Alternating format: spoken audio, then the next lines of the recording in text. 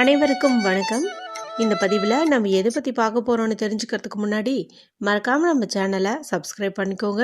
கூடவே பெல் பட்டனையும் கிளிக் பண்ணிவிட்டு ஆளுங்கிற ஆப்ஷனை கொடுத்துட்டிங்கன்னா நான் போடுற வீடியோக்கள் எல்லாமே மிஸ் ஆகாமல் நோட்டிஃபிகேஷனில் வந்துடும். இந்த பதிவு ரொம்ப முக்கியமான பதிவு அப்படின்னு சொல்லலாங்க. எதை பற்றிய பதிவு அப்படின்னு பார்த்திங்கன்னா, இன்றைக்கி நவம்பர் மாதத்தின் 21ஆம் தேதி வியாழக்கிழமை. இன்றைக்கி முருகப்பெருமானுக்கு உரிய சஷ்டி திதி இருக்குதுங்க. அதுவும் தேய்பிறை சஷ்டி.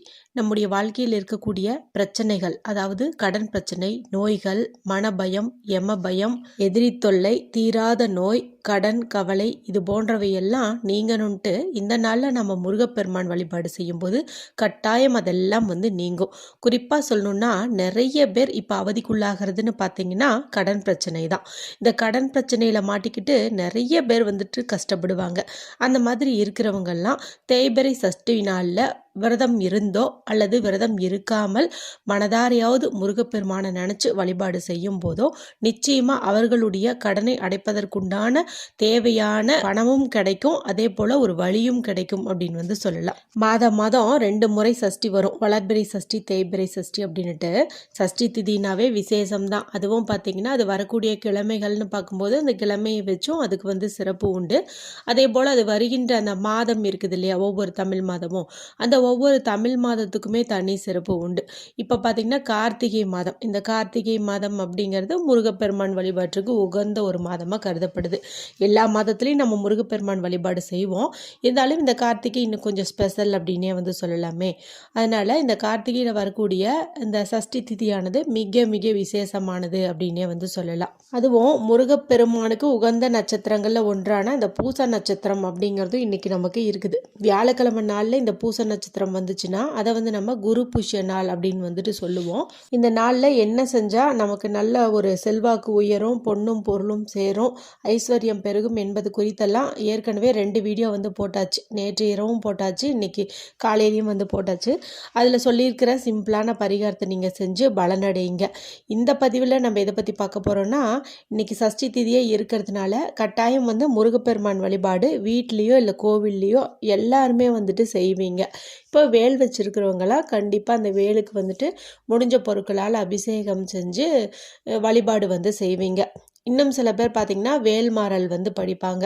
வேல்மாறல் மொத்தம் 64 பாடல்கள் இருக்கும். அதாவது மொத்தம் பார்த்திங்கன்னா 16 பாடல்கள் தான். அந்த பாடல்கள் பார்த்திங்கன்னா 4 வரி இருக்கும். அதையெல்லாம் முன்னுக்கு பின் மாற்றி மாற்றி போட்டு மொத்தம் 64 பாடல்கள் இருக்கிற மாதிரி இருக்கும். இப்போ இது படிக்கிறதுக்கு அப்படின்னு பார்க்கும்போது நமக்கு ஒரு அரை மணி நேரம் வரைக்கும் டைம் ஒதுக்குற மாதிரி இருக்கும். ஆனால் படித்தா அற்புதமான பலன் கிடைக்கும். அதில் உங்களுக்கு எந்த ஒரு சந்தேகமும் வேண்டாம். இன்னும் ஒரு சிலருக்கு பார்த்திங்கன்னா வேல் வச்சு வழிபாடு செய்யணும்னு விருப்பம் இருக்கும். ஆனால் வேல்மாறல் படிக்கிறதுக்கு டைம் இருக்காது. அதாவது ஒரு 10 நிமிஷம் அப்படின்னு சாமி கும்பிட முடியும். ஆனால் அரை மணி நேரம் இப்படி உட்காந்து பொறுமையாக அந்த பாடல்களை சொல்கிறது அப்படிங்கிறது ரொம்ப சிரமமாக இருக்கும்.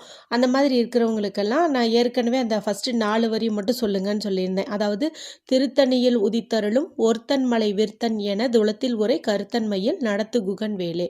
இந்த வரியை நீங்கள் 12 முறை சொல்லுங்கள், இல்லைனா 16 முறை சொல்லுங்கள் அப்படின்னு சொல்லியிருந்தேன். இந்த வரியை சொன்னாலே உங்களுக்கு அற்புதமான பலன் கிடைக்கும். ஏன் முருகப்பெருமான் வழிபாட்டில் இந்த வேல்ங்கிறது முக்கிய இடத்தை பிடிக்குது அப்படின்னு பார்த்தீங்கன்னா, சூரனை வதம் செய்வதற்காக அம்பிகையை தன்னுடைய கையால் முருகப்பெருமானுக்கு இந்த வேலை வழங்கினாங்க. அதாவது இது ஒரு பாதுகாப்பு கவசமாகவும் இருக்கும், எதிரிகளை அழிக்கக்கூடியதாகவும் இருக்கும். அப்படிங்கிறதுனால தான் இந்த சக்தி வேலுக்கு அவ்வளவு ஒரு மகத்தான ஒரு சிறப்பு இருக்குது அப்படின்னே சொல்லலாம். முருகப்பெருமான வழிபாடு செய்கிறதும் ஒன்று தான், அவர் கையில் இருக்கிற இந்த வேலை வழிபாடு செய்கிறதும் ஒன்று தான். உங்களுக்கு வேல்மாறல் புத்தகம் இருந்துச்சு அப்படின்னா நீங்கள் பார்த்து படிங்க. இல்லைன்னா மொபைலில் கூட நீங்கள் அந்த யூடியூப்பில் அந்த பாடல்கள் எல்லாம் போட்டு விடலாம்.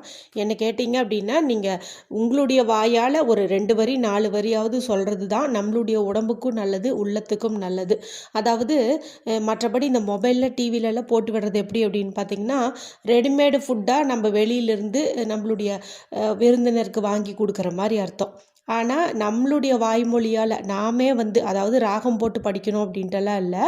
நீங்கள் உங்களுக்கு தெரிஞ்ச மாதிரி நீங்கள் அதை பாட்டாக பாடலினாலும் ஒரு பேராகிராஃப் மாதிரி படிச்சிங்க அப்படின்னாவே நம்முடைய கையால் ஒரு உணவு சமைச்சு நம்ம விருந்தினர்களுக்கு கொடுத்த மாதிரி ஒரு சிறப்பு கிடைக்கும். முருகப்பெருமான் நம்முடைய வீட்டில் நம்முடைய குடும்பத்தில் ஒருத்தராக வந்து இங்கே வீற்றிருக்கிறாரு, வேலோட வந்து இருக்கிறாரு. அவருக்கு இப்படி ரெடிமேடாக நம்ம ஏதாவது ஒன்று பண்ணுறத விட நம்மளுடைய வாய்மொழியாக சொல்கிறது சிறப்பு. சரி, வாய்மொழியாக சொல்லுன்னு சொல்லிட்டீங்க, அதுதான் 64 பாட்டு இருக்குதே, அது சொல்கிறதுக்கு எங்களுக்கு சில வரிகள் எல்லாம் வாயிலே நுழைய மாட்டேங்குது. சிலதெல்லாம் பார்த்திங்கன்னா சொல்கிறதுக்கு கொஞ்சம் டயர்டாகி போயிடுது. நடுவில் வேறு எங்களுக்கு கொட்டாவி வருது, ஏதாவது ஒரு டிஸ்டர்பன்ஸ் வருது, நடுவில் குழந்தைங்க கூப்பிட்டுட்டே இருக்காங்க, இல்லை பால்காரர் வந்துடுறாரு, பூக்காரர் வந்துடுறாரு. இப்போ நடுவில் இந்த மாதிரி தொடச்சி எங்களால் படிக்க முடியல அப்படின்னு நினச்சி வருத்தப்படுறவங்களுக்காக தான் இப்போ உங்களுக்கு ஒரு மந்திரம் வந்து சொல்லித்தரேன். இந்த மந்திரம் பார்த்திங்கன்னா வெறும் 3 வரி தான். ஆனால் வேல்மாறல் படிச்சிங்கன்னா எவ்வளவு பலன் கிடைக்குமோ அத்தனை பலன்களையும் இந்த 3 வரியை உங்களுக்கு வந்து கொடுத்துரும். மேலும் இதை நீங்கள் தினமும் சொல்கிறது கூட ரொம்ப ரொம்ப சுலபம் தான்.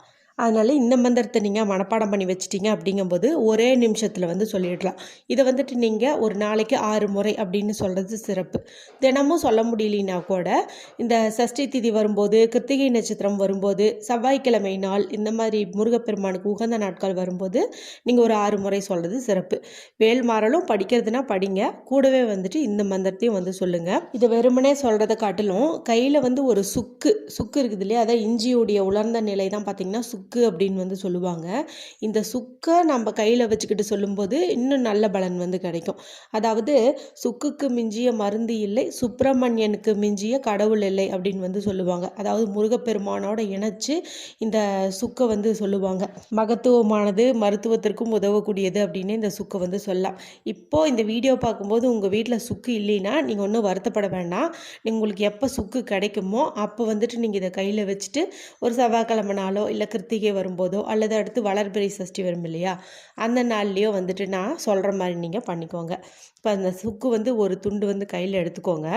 இது உங்களுடைய வலது கையில் வச்சுட்டு கண்களை மூடிட்டு இப்போ நான் சொல்லக்கூடிய இந்த மந்திரத்தை வந்து சொல்லுங்கள். நான் சொல்கிறேன், ஸ்க்ரீன்லேயே வந்து கொடுக்குறேன். ஓம் ஜ்வால ஜ்வாலாய வித்மஹே கோடி சூரிய பிரகாசய தீமஹி தன்னோ சக்தி பிரசோதயாத்.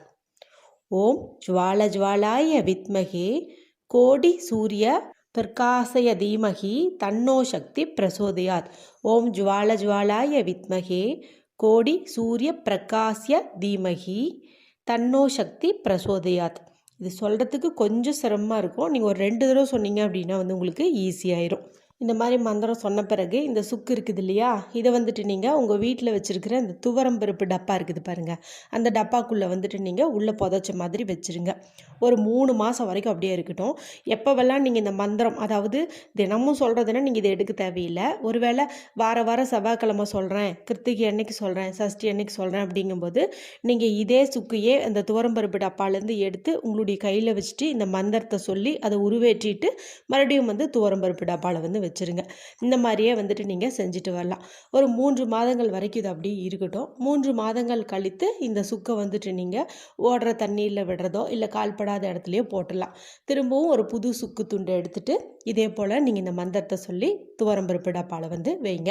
இப்படி செய்வதன் மூலமாக நம்ம வீட்டில் இருக்கக்கூடிய அத்தனை கஷ்டங்களும் வறுமை நிலையும் வந்து நீங்கும். நல்ல ஒரு செல்வ செழிப்பு உருவாகும். தன தானியத்திற்கு எந்த ஒரு பஞ்சமுமே வராது. இந்த வீடியோ குறித்து உங்களுக்கு ஏதாவது சந்தேகம் இருந்தால் கமெண்ட் பண்ணுங்கள். பிடிச்சிருந்தால் மற்றவங்களோட ஷேர் பண்ணுங்கள். மற்றும் ஒரு பயனுள்ள பதிவில் உங்களை சந்திக்கிறேன். நன்றி, வணக்கம்.